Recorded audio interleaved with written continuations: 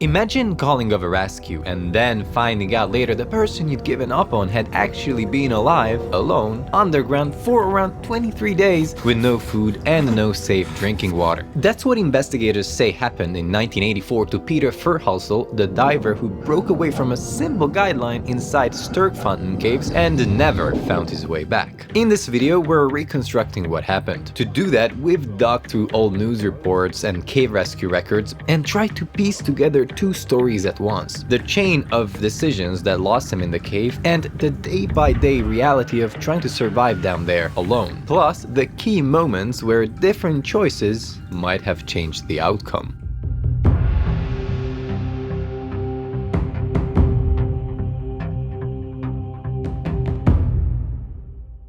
Now let's start with the cave itself, because if you've only ever seen the tourist side of Sturk Fountain, you're not really seeing the cave Peter went into. If you visit Sturk Fountain caves today, below that tidy surface is a very different cave, a flooded, three-dimensional maze carved into limestone and packed with loose silt. Now, back in the early 1980s, trained divers were still allowed into those underwater passages, even though the flooded sections were only partially mapped at the time. And that's exactly where Peter Verhulsel enters the story. From the reports we could find, Peter was 29 years old, based in Johannesburg, and by that point a fairly qualified diver, not some random thrill seeker who picked up scuba gear last week. However, some accounts also say that he was the least experienced cave diver in the team that day, which is a different skill set entirely. He'd also just gotten married in July 1984, so you can picture how much of his life still felt like it was just starting. So we've got a relatively young, capable diver, a huge underground lake system, and a team that on paper knows what it's doing. What could go so wrong that he ends up missing for weeks?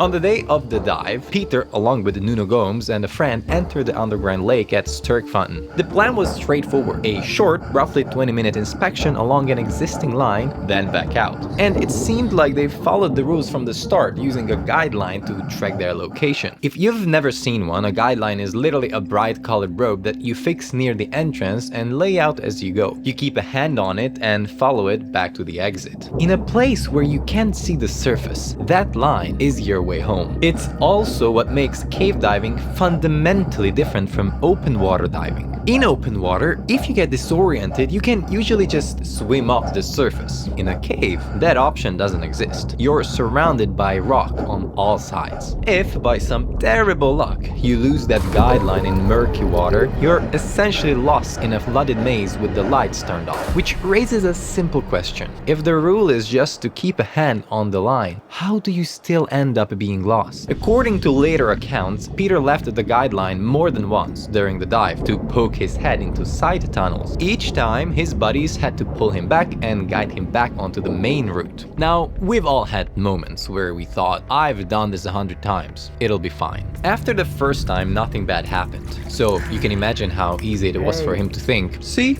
It's fine. Even the second time he left the guideline, everything still seemed okay. But with each uneventful detour, the danger could start to feel smaller, even though the real risk hadn't changed at all. Put yourself in his shoes for a second. If that first shortcut works, would you relax a little too? And that's the mental trap. The more times you get away with it, the safer the shortcut feels, right up until it isn't.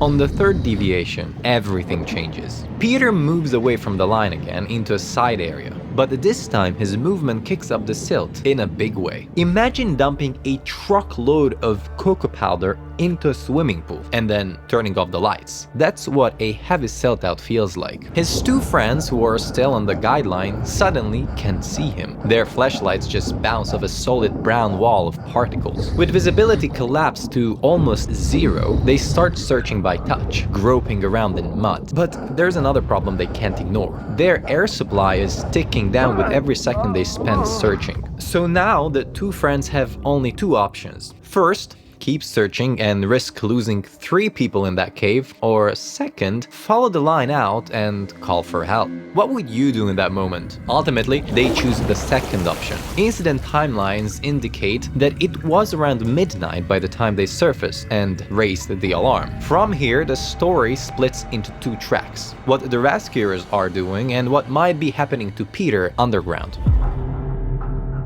Over the following days, volunteer cave rescue divers and police divers are called in to look for missing Peter. At that point, it wasn't just one or two people poking around. It had become a structured and sustained operation. The team laid additional lines, pushed deeper into side tunnels, and debated which passages to prioritize. But each decision about where to search next had a cost. More time, more air, and more risk to the divers themselves. So with all those by-the-book efforts, how did they still miss a man they believed could be alive in that cave system for more than 3 weeks? Well, to understand that, we need to talk about how this cave actually is. First off, there is no such thing as a straightforward passage. Instead, they twist and fold with some constrictions, allowing only one diver through at a time. There are also air pockets you can't see from the main route, and small chambers that don't appear on older survey sketches, because no one had ever been in them. So the rescuers followed the most likely lines based on the information they had. But where was Peter anyway?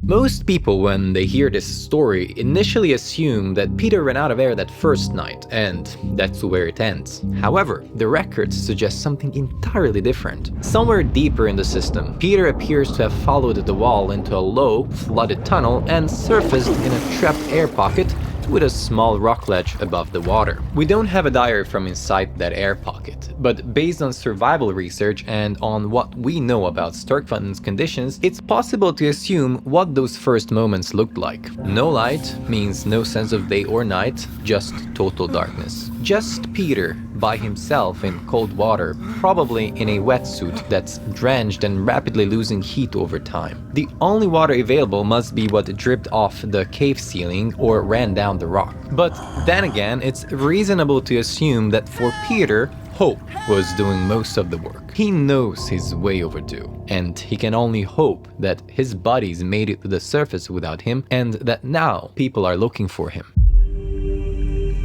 But there's still one huge problem with trying to hold on in a place like that: time. Without daylight, the human body loses its main clock. Minutes, hours, days, they start to blur together. Meanwhile, on the surface and deeper into the cave system, divers are going in on multiple weekends. Some reports suggest search teams were at one point only tens of meters away from the pocket where he was trapped. But rock and water are very good at swallowing sound, and we don't know if he ever heard muffled pen clicks, distant scraping, or nothing at all. By this point in the story, the official search for Peter is over. But according to the accounts we found, Nuno wasn't ready to let it go. He managed to convince dozens of professional divers to come back to the lake for one last search dive. From what divers later told reporters, most of them didn't really believe Peter could still be alive. They assumed that by now, either starvation or a lack of oxygen would have killed him. One of the volunteers was a diver named Roger Ellis, a highly experienced professional in the area, even though he'd never actually dived the flooded caves themselves. He had, however, navigated the dry cave system next to them many times before. People who knew him say he understood that dry system better than anyone, and from the beginning he argued they were focusing on the wrong place. In his view, they needed to ignore the flooded tunnels completely and look somewhere else. At the time, official studies described the Sturk system as essentially all underwater and dismissed the idea that the dry and wet sections might link up. Roger pushed back on that. He pointed it out that the cave system had never been fully mapped, so no one could say for sure either way. If the systems were linked, that would mean Peter might not have only survived, he might have found his way into a dry section of the cave. People who dived with him said he was especially good at finding his way through dry caves. So the question becomes, if anyone could have done that, wouldn't it be Peter? As they entered the dry caves, Nuno later said he felt the same knot of anxiety he'd had during the earlier searches. On paper, his job sounded simple: look for clear signs of flooding that would prove the two systems were connected. But as they moved through the passages, every promising turn turned into a dead end. These dry caves were anything but dry. Water leaked everywhere, making it hard to tell what was fresh flood water and what was just normal seepage. Almost every turn gave them a false signal, with no clear, dramatic sign of a recent flood. Eventually, the group split up, each small team heading in a different direction, unspooling rope behind them so they could still find their way back out. They hiked for hours, pushing deeper into the system. Then Nuno spotted something that finally looked promising. Footprints in the muddy ground. Clear, recent impressions. They were clearly wet. He followed the line of footprints, hoping they might lead straight to Peter. But instead, he found that the footprints stop at a dead end, then doubled back, right into a flooded pool. In that moment, it looked like Roger's hunch had been right. The dry and flooded systems were clearly connected at this point, and they might have never have checked that area if he hadn't pushed for it. It raised a painful possibility. Had Peter actually escaped the water at some stage? And if he had, could he still be alive somewhere in the dry system? By this point, Roger was much deeper into the system, sweeping his light into every side chamber he could reach. He was finding the same thing Nuno had, stretches where his boots were completely underwater in freezing floodwater. In places, the whole passage was submerged. To the people searching, it must have felt like they had to be close. Meanwhile, on that small rock island inside a hidden air pocket, Peter had already survived far longer than most survival estimates would predict. When Roger finally peered into that passage, he realized what the team had been missing. It was Peter. But by the time Roger found him, Peter was extremely thin with a thick beard. Clear signs had been there for a long time. Those details suggested he'd been on that rock ledge for weeks. Investigators also noted marks on the wall that suggested he had tried to squeeze through the narrowest parts of the cavern, possibly because he didn't have the strength left to attempt to swim out. As Roger took in the scene, he noticed something else. Just next to Peter's body, there was a short message carved into the sand that he probably wrote near the end of his time there. It was a brief goodbye to the people closest to him. It said, "I love you, Shirl and Ma." The recovery itself took hours, but divers did manage to bring Peter's body back to the surface.